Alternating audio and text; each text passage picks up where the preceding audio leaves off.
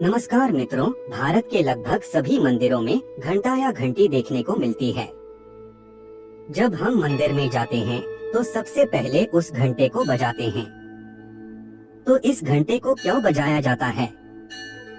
क्या इस घंटे को बजाने से भगवान खुश हो जाते हैं? क्या घंटे को भगवान को जगाने के लिए बजाया जाता है, या फिर घंटे को इसलिए बजाया जाता है कि भगवान को पता चल जाए कि हम मंदिर में आ गए हैं? आखिर प्राचीन निर्माताओं ने घंटे को किस उद्देश्य से मंदिर में लगाया होगा? प्राचीन निर्माताओं ने एक खास उद्देश्य से घंटे को मंदिर में लगाया था, लेकिन आज हम उस उद्देश्य को भूल गए हैं और इसका फायदा सनातन संस्कृति के विरोधी लोग उठा रहे हैं। YouTube में कुछ ऐसे लोग हैं जो मंदिर में लगाए घंटे के कई गंदे गंदे मतलब निकालकर सनातन संस्कृति को नीचा दिखाने का काम कर रहे हैं। आज हम इस प्रस्तुति के माध्यम से घंटे को मंदिर में क्यों लगाया जाता है उसको सही तथ्यों और प्रमाणों के साथ बताएंगे, तो प्रस्तुति को अंत तक जरूर देखना और इस प्रस्तुति को ज्यादा से ज्यादा लोगों को शेयर कीजिएगा, जिससे सनातन धर्म के सभी लोगों को हमारे धर्म और संस्कृति की सही जानकारी मिल सके और वह लोग गलत ज्ञान का शिकार ना बने।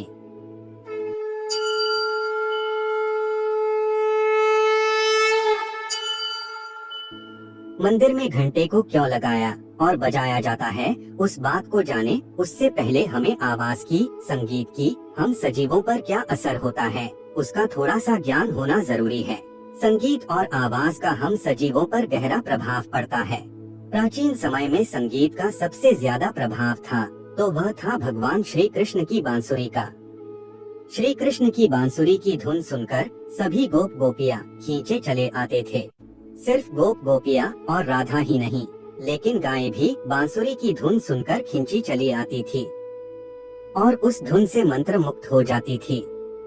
आप कहोगे कि श्री कृष्ण तो भगवान थे, कुछ भी कर सकते थे। तो हम बात करते हैं तानसेन की।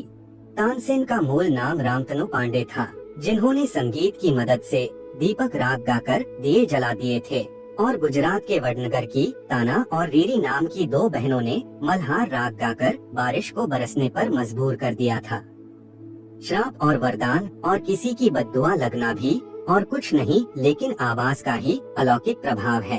अगर हम आज के जमाने की बात करें तो एक हंगेरियन म्यूजिक एल्बम ऐसा है जिसे सुनकर लोग आत्महत्या कर लेते हैं, जिसका नाम हम यहाँ नहीं बता सकते। कई संशोधनकर्ताओं ने ढूंढ निकाला है कि संगीत बजाने से पेड़ पौधों का विकास अच्छा और जल्दी होता है। इस वीडियो में आप देख सकते हैं कि संगीत बजाने से गाय दूध देना शुरू कर देती है। तो आपने देखा कि संगीत और आवाज हम पर कितना ज्यादा प्रभाव डालता है। अब हम बात करें मंदिर के घंटे की, तो मंदिर में घंटा भगवान को खुश करने के लिए नहीं, लेकिन हम मनुष्यों के लिए लगाया जाता है। मंदिर में हम क्यों जाते हैं? तो ज्यादातर हम मंदिर में अपने दुखों को दूर करने जाते हैं। हम ईश्वर से प्रार्थना करने जाते हैं कि ईश्वर हम पर कृपा करें और ईश्वर हमारी प्रार्थना सुने। इसलिए जरूरी है कि हमारा और परमेश्वर का कनेक्शन बने और इस कनेक्शन को बनाने के लिए जरूरी है कि हमारा मन शांत हो। लेकिन जब हम मंदिर में जाते हैं तो हमारा मन कई तरह की सांसारिक उलझने और दुखों में उलझा हुआ होता है, तो हमारा उलझा और भटका हुआ मन शांत हो जाए। इसलिए प्राचीन निर्माताओं और वास्तुकारों ने मंदिर में घंटे को लगवाया है। जब हम घंटे को बजाते हैं तो उसमें से एक खास फ्रीक्वेंसी की आवाज उत्पन्न होती है और वह आवाज हमारे मस्तिष्क पर तुरंत प्रभाव डालते हुए हमारे मन के विचारों को शांत कर देती है। इसलिए घंटे को मंदिर के द्वार पर या गर्भगृह के बाहर गुंबद के नीचे लगाया जाता है।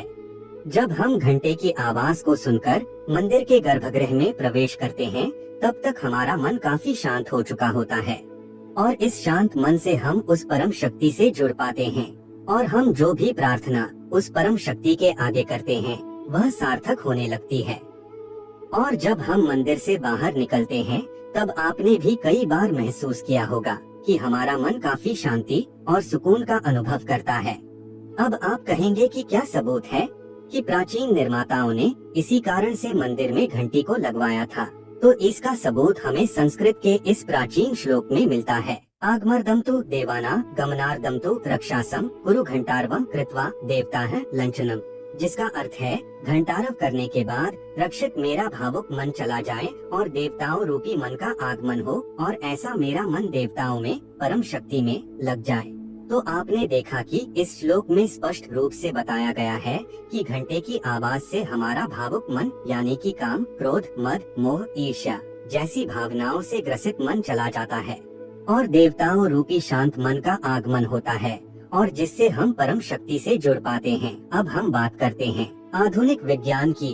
तो आधुनिक विज्ञान बताता है कि घंटे या घंटी की आवाज एक खास आवृत्ति की आवाज उत्पन्न करती है और वह हमारे दिमाग पर, मस्तिष्क पर क्या प्रभाव डालती है उस पर एक दृष्टिपात कर लेते हैं। घंटे को पंच धातुओं में से बनाया जाता है, तांबा, पीतल, सोना, चांदी और लोहा, और अपनी बनावट के अनुसार इनमें से अलग अलग आवृत्ति की आवाजें उत्पन्न होती है। आइए जानते हैं घंटे की वह कौन सी फ्रीक्वेंसियां है और वह हमारे मस्तिष्क पर क्या प्रभाव डालती है। 963 हर्ट्ज फ्रीक्वेंसी की घंटे की आवाज पीनियल ग्रंथि की सक्रियता और उच्च आध्यात्मिक विकास को बढ़ाती है। 963 हर्ट्ज आवृत्ति को शुद्ध चमत्कार स्वर और देवताओं की आवृत्ति माना जाता है। यह आवृत्ति सबसे ऊपरी चक्र सहस्त्रार चक्र को सक्रिय करती है। 852 हर्ट्ज वाले घंटे की आवाज। 852 हर्ट्ज साउंड एक ऐसा स्वर है जो दिमाग को अत्यधिक सोचने, दखल देने वाले विचारों और नकारात्मक विचार पैटर्न से दूर करने के साथ जुड़ा हुआ है। विचार के ये पैटर्न अवसाद और चिंता में बड़ी भूमिका निभाते हैं। इस ध्वनि आवृत्ति के संपर्क में आने से हमें मनोवैज्ञानिक बीमारियों में नकारात्मक विचारों की भूमिका को कम करने में मदद मिल सकती है। इस आवृत्ति पर ट्यून किया गया मंदिर का घंटा बहुत ही चमत्कारिक फायदे देता है।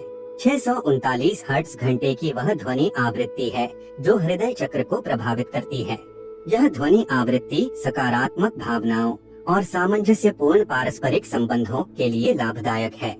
285 हर्ट्ज की ध्वनि आवृत्ति कटने, जलने और अन्य शारीरिक घावों के उपचार में मदद करती है। यह आवृत्ति शरीर को सेल के पुनः निर्माण में सक्रिय करने के लिए माना जाता है, जिससे यह चोट लगने की स्थिति में खुद को ठीक करने के लिए प्रोत्साहित करता है।